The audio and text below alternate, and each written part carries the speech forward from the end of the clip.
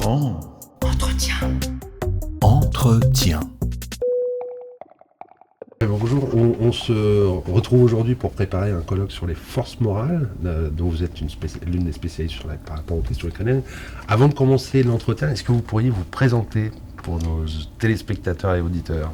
Bonjour, merci de votre invitation. Je m'appelle Céline Maranger, je suis chercheuse sur l'Ukraine, la Russie et le Bélarus à l'Institut de recherche stratégique de l'école militaire qui fait désormais partie de l'Académie de défense. Depuis aujourd'hui. Depuis aujourd'hui. Alors, justement, on va évoquer cette question des forces morales. Au cours de ces derniers mois, l'importance des forces morales de la nation a été soulignée à de nombreuses reprises. Je pense évidemment à la LPM 2024-2030, qui lui consacre un chapitre très significatif. C'était la thématique du 14 juillet, donc ce qui donne tout de suite une visibilité énorme. Donc on en parle beaucoup, mais concrètement, qu'est-ce que c'est ? La force morale, je crois, c'est la capacité à faire face à l'adversité, à affronter une difficulté, une menace avec calme, avec résolution, avec courage.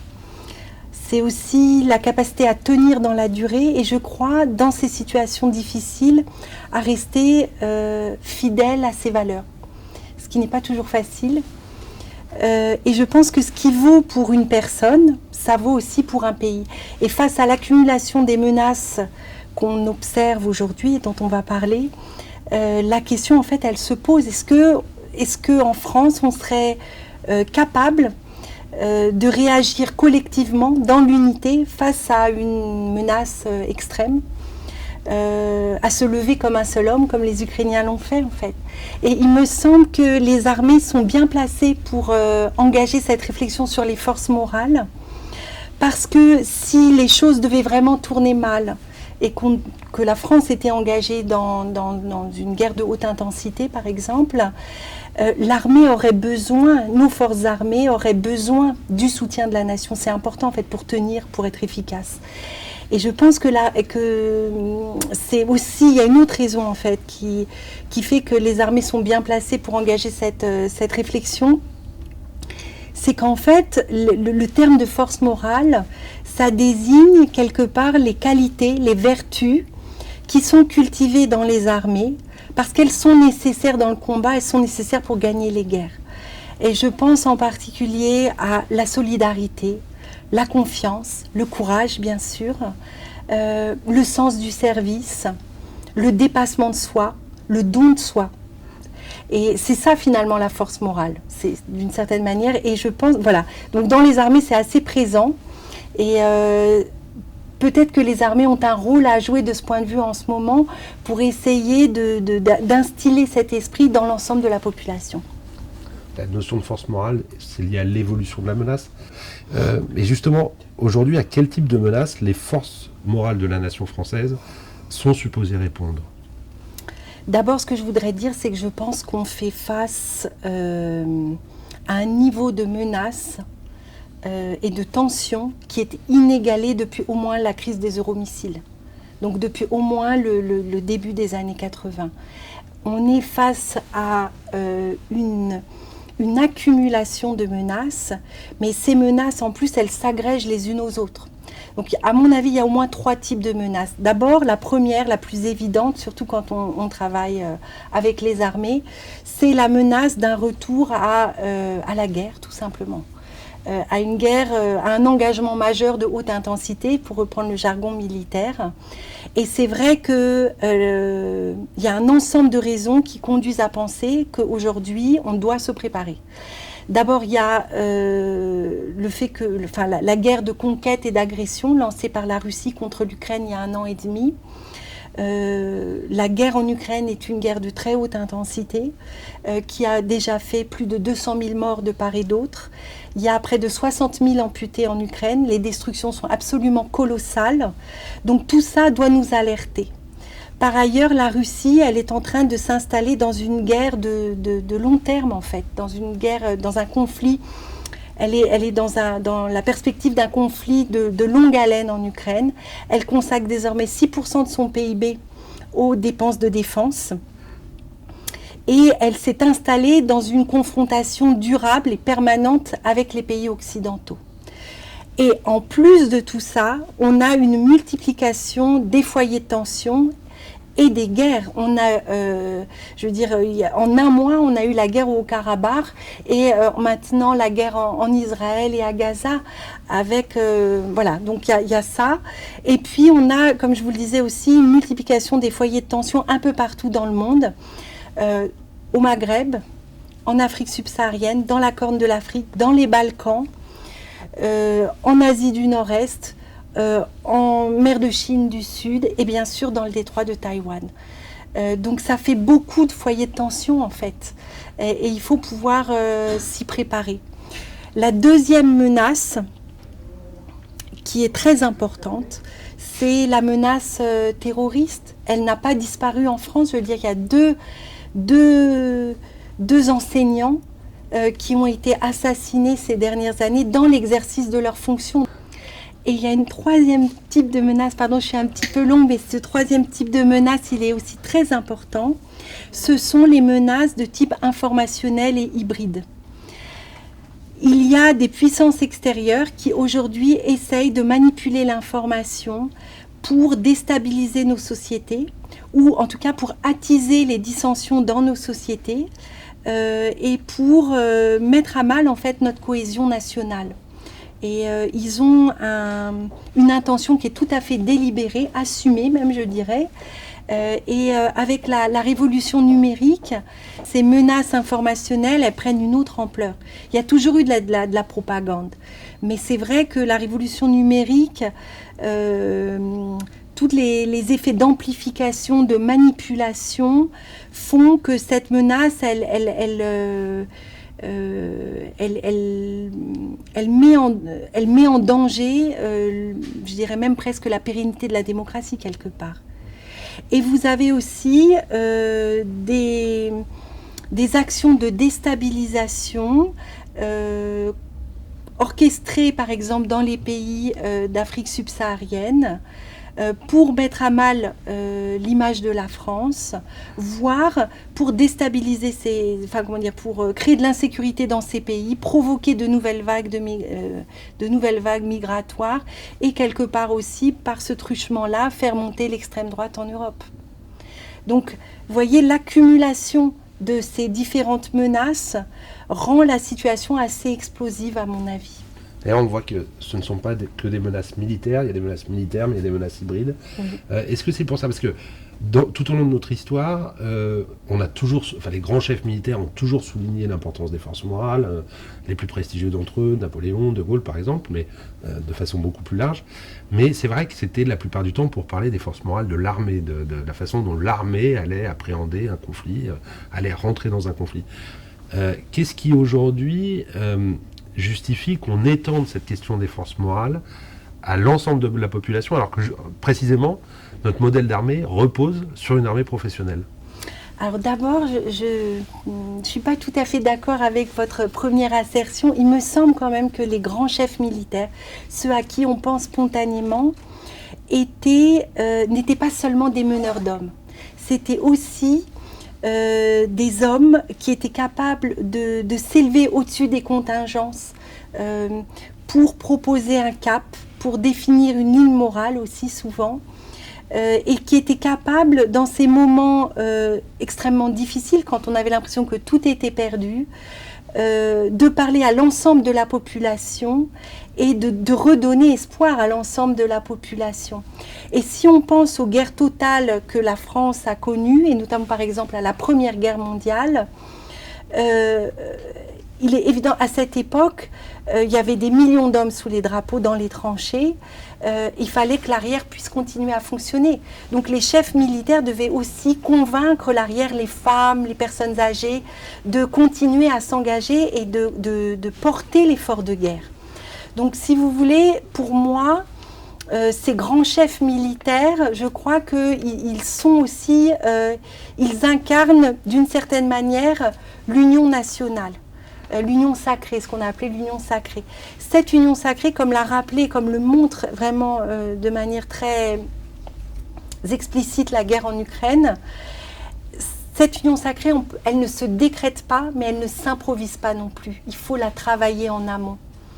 Et c'est pour ça que je pense qu'aujourd'hui, avec le niveau de menace qu'on connaît, on ressent la nécessité d'élargir à l'ensemble de la population cette thématique de la guerre, d'aider la population à prendre conscience des dangers qui nous guettent, non pas pour l'affoler, mais pour que chacun puisse intérieurement se préparer à cette éventualité, qui est une possibilité. Ça ne veut pas dire que ça va se passer demain, mais ça n'est plus tout à fait exclu. Voilà. Justement, comment préparer à ce que chaque Français individuellement sache comment réagir au-delà de ce qui sera la mobilisation naturelle face à un événement dramatique, mais sache quoi faire, sache vers qui se tourner en cas d'événement dramatique?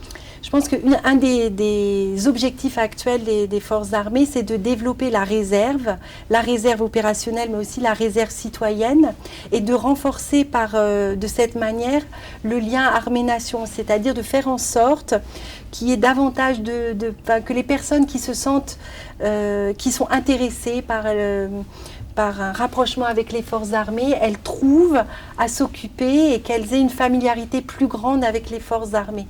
Ça peut être une option. Une autre option, ça peut être, comme par exemple en Finlande, de développer une vision globale de la sécurité et de faire en sorte que chacun se sente investi d'une mission dans la défense nationale, que chacun prenne conscience qu'il a aussi un rôle à jouer dans la sécurité et la défense du pays. Alors, c'est difficile d'évoquer la question des forces morales sans évoquer la question ukrainienne. Comment s'est matérialisée la mobilisation de la société civile en faveur des combattants, de la société civile ukrainienne en faveur des combattants, au déclenchement de la guerre? Alors, c'est vrai que la société civile ukrainienne a déjoué tous les pronostics.